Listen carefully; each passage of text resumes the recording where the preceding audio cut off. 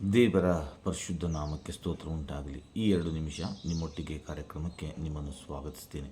ಈ ದಿನಕ್ಕೆ ನೇಮಕವಾದಂಥ ದೇವರ ವಾಕ್ಯವನ್ನು ಓದಿಕೊಳ್ಳೋಣ. 50ನೇ ಕೀರ್ತನೆಯ 23ನೇ ವಚನ. ಯಾರು ಸ್ತುತಿಯಜ್ಞವನ್ನು ಸಮರ್ಪಿಸುತ್ತಾರೋ ಅವರೇ ನನ್ನನ್ನು ಗೌರವಿಸುವವರು. ತಮ್ಮ ನಡತೆಯನ್ನು ಸರಿಪಡಿಸಿಕೊಳ್ಳುವವರಿಗೆ ನನ್ನ ವಿಶೇಷವಾದ ರಕ್ಷಣೆಯನ್ನು ತೋರಿಸುವೆನು ಎಂಬುವಂಥದ್ದು.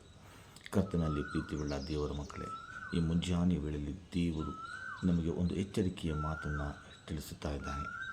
ಇಲ್ಲಿ ಆತನು ಹೇಳ್ತಾನೆ, ಸ್ತುತಿಯಜ್ಞಗಳನ್ನು ಯಾರು ಸಮರ್ಪಿಸ್ತಾರೋ ಅವರು ನನ್ನನ್ನು ಗೌರವಿಸುತ್ತಾರೆ ಎಂಬುದಾಗಿ ದೇವರು ತನ್ನ ವಾಕ್ಯದಲ್ಲಿ ನಮಗೆ ತಿಳಿಸಿರುವುದನ್ನು ನಾವು ನೋಡುವಂಥವರಾಗಿದ್ದೇವೆ. ನಾನು ಮತ್ತು ನೀವುಗಳು ದೇವರಿಂದ ಎಷ್ಟೋ ಉಪಕಾರಗಳನ್ನು ಹೊಂದಿಕೊಂಡಿದ್ದೇವೆ. ನಾವು ಅನಾರೋಗ್ಯದಲ್ಲಿರುವಾಗ ದೇವರು ನಮ್ಮನ್ನು ಮುಟ್ಟಿ ಸ್ವಸ್ಥಪಡಿಸಿದ್ದಾನೆ. ನಾವು ಅವಶ್ಯಕತೆಯಲ್ಲಿರುವಾಗ ದೇವರು ತನ್ನ ಐಶ್ವರ್ಯದ ಪ್ರಭಾವಕ್ಕೆ ತಕ್ಕ ಹಾಗೆ ನಮ್ಮ ಎಲ್ಲ ಅವಶ್ಯಕತೆಗಳನ್ನು ನೀಗಿಸಿದ್ದಾನೆ. ಎಷ್ಟೋ ಕಷ್ಟಕರವಾದಂಥ ಸನ್ನಿವೇಶಗಳಲ್ಲಿ ದೇವರು ನಮ್ಮನ್ನು ಬಿಡಿಸಿದ್ದಾನೆ.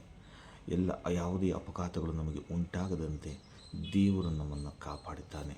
ಈ ಎಲ್ಲ ಉಪಕಾರಗಳನ್ನು ನಾವು ನೆನಪು ಮಾಡಿಕೊಳ್ಳುವವರಾಗಿದ್ದುಕೊಂಡು ದೇವರಿಗೆ ಕೃತಜ್ಞತಾ ಸ್ತುತಿಯನ್ನು ಸಲ್ಲಿಸಬೇಕು ಎಂಬುವಂಥ ವಿಷಯವನ್ನು ಕೀರ್ತನೆಗಾರನು ನಮಗೆ ತಿಳಿಸುವಾತನಾಗಿದ್ದಾನೆ. ಪ್ರಿಯರೇ, ಯಾರು ಕೃತಜ್ಞತಾ ಸ್ತುತಿಯನ್ನು ಮಾಡುತ್ತಾರೋ ಅವರು ನನ್ನನ್ನು ಗೌರವಿಸುತ್ತಾರೆ ಎಂಬುದಾಗಿಯೂ ಕೂಡ ಆ ಒಂದು ವ್ಯಕ್ತಿ ಎಂಥವನು ಎಂಬುದನ್ನು ಕೂಡ ಇಲ್ಲಿ ಬರೆಯಲ್ಪಟ್ಟಿದೆ. ಹೀಗಿರುವುದರಿಂದ ನಾನು ಮತ್ತು ನೀವುಗಳು ಎಷ್ಟೋ ಉಪಕಾರಗಳನ್ನು ದೇವರಿಂದ ಹೊಂದಿಕೊಂಡಿದ್ದೇವೆ, ಈಗಲೂ ಕೂಡ ಹೊಂದಿಕೊಳ್ಳುತ್ತಲೇ ಇದ್ದೇವೆ.